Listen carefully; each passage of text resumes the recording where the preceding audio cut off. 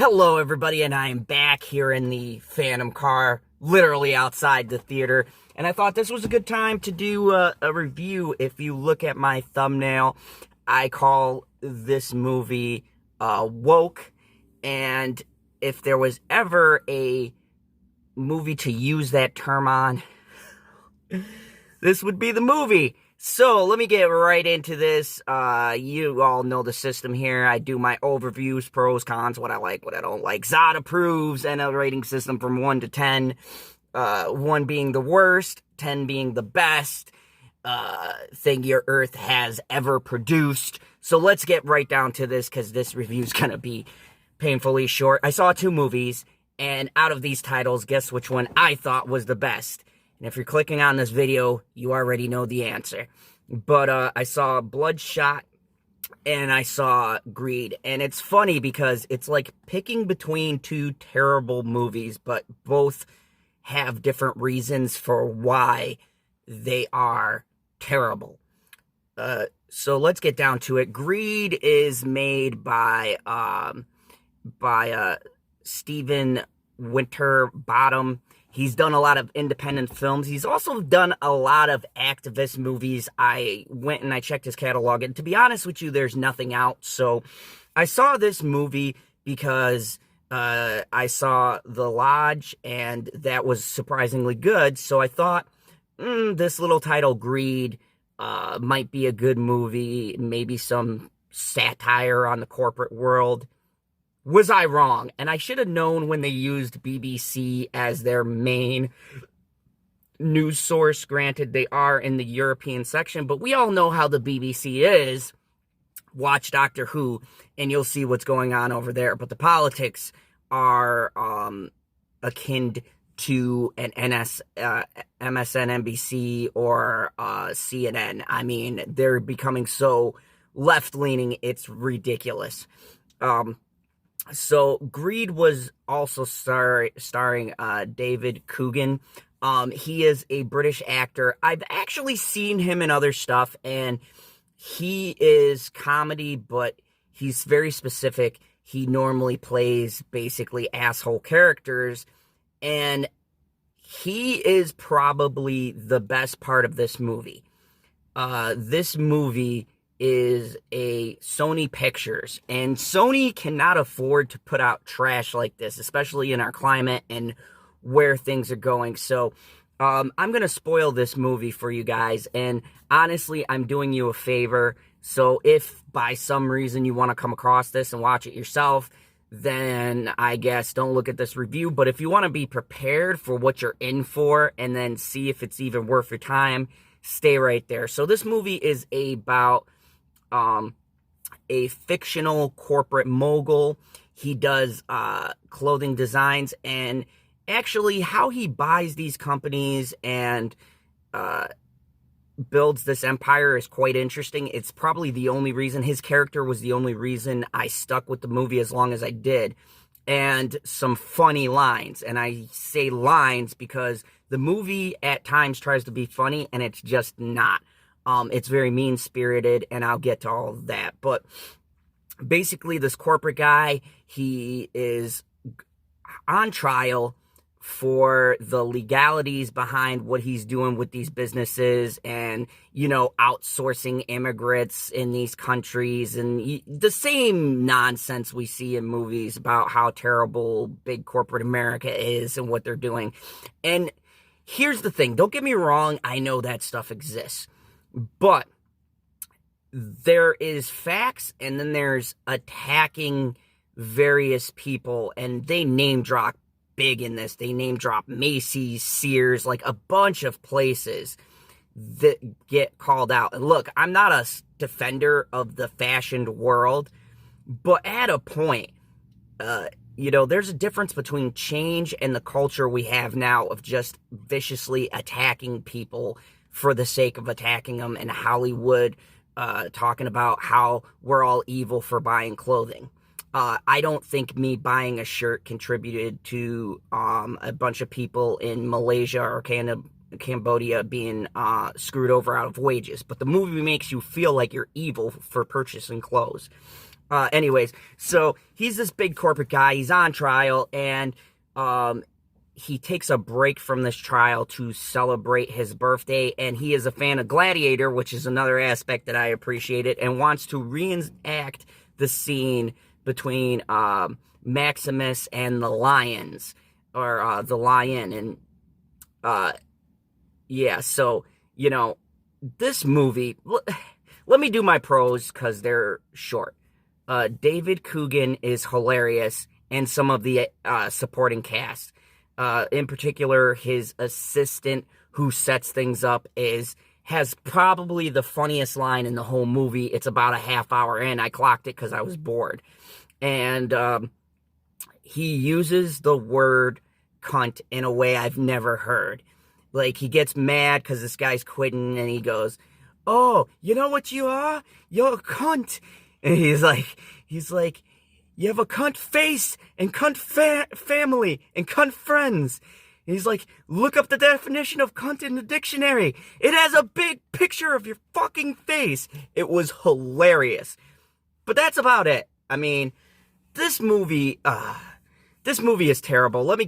This movie is the preaching bullshit we are talking about. First of all, this guy has no redeeming qualities by design. There's no moments of vulnerability. They make him a very one-sided character. And despite Coogan trying to add depth the best he can, the script doesn't allow for it because it's so in your face about how corporations have basically gold-digging wives. So there you go. For your diversity, they're blatantly saying that women that get with these rich people are all gold-digging and self-centered. I mean, basically, his wife is complicit and knows about screwing people over. It makes the situations in Malaysia and stuff like that, they play it like the corporations are responsible for the poverty, but they don't mention how the government has been, taking the funding and things like that. So it doesn't make sense to me to just solely blame the corporations. Yes, they're capitalizing on the fact that laborers get paid nothing, so their overhead is nothing. But what about the government allowing this to happen? That's never brought up. And the statistics at the end of the movie are so off. They're showing people from Malaysia arriving in boats to our shores and things like that. I'm like, if you would have told me Cuba, sure, because of the way the water system is and things like that, but Malaysia, I mean, there's been few and far in between cases of that. And the stats are just all over the place.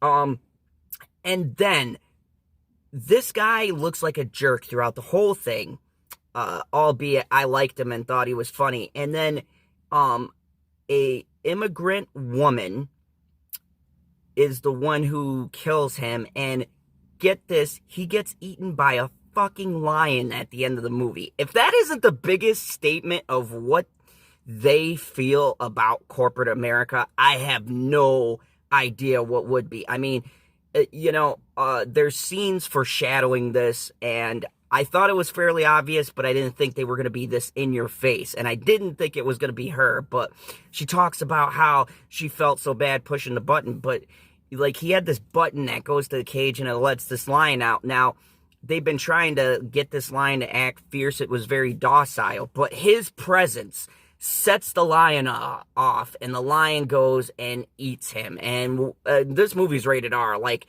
this dude gets eaten in great detail.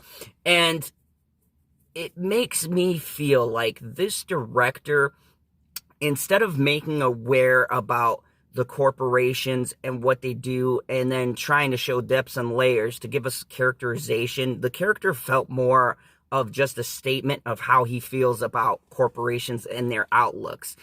And, the son wants to kill the father, and the daughter is messed up. And it's like, yes, rich people have problems, but not all of them have kids. Like, his own son talks about wanting to kill him. I mean, it is so in your face. And the only one who has perspective is this guy. He's an author writing about, his life story. And that guy is the only one who's, I guess, the middle ground in this movie. And to me, just one character doesn't take away the fact that this movie blatantly has an agenda to make the corporate world and everyone in corporations look evil because they all are about money and they don't care about feelings and things like that. And look, corporations are driven by money, yes. They do shady things, yes. But I don't think these people understand that if you take away the corporate structure, society would collapse because you wouldn't have goods being made. And we wouldn't be spending money. We'd just be holding on to it. It's the most ridiculous, asinine argument. Should there be regulations and policies and restrictions? Absolutely. Because there is the danger of the rich skating by. Yes, we've seen that 1,000 times.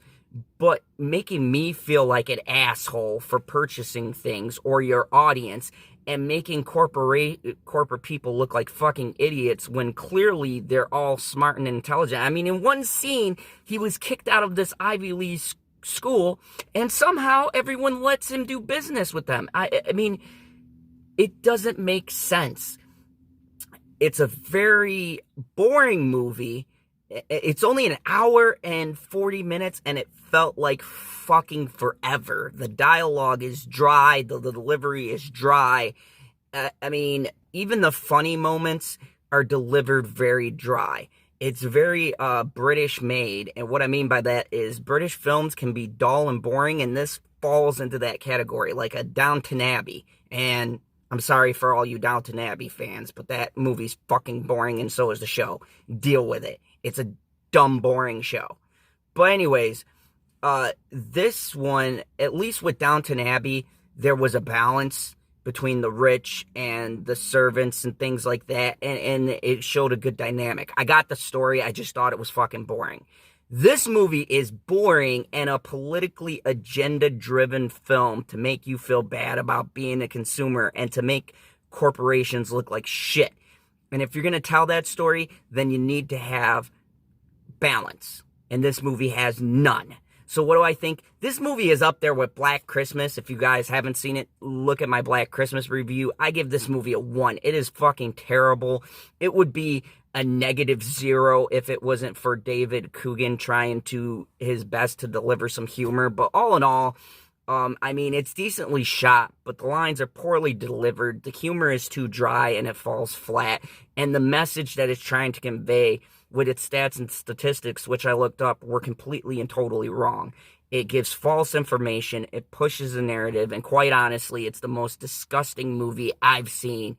And if you're a consumer or you just like buying shit, don't watch this movie because it'll piss you off. Because they're saying we're all evil and fuck you if you like capitalism. Anyways, those are my comments. In the comments below, let me know, have you seen this movie? What do you think of it? Or a better question, what movie of corporate shadiness have you seen that's actually good? For me, my favorite is Wall Street.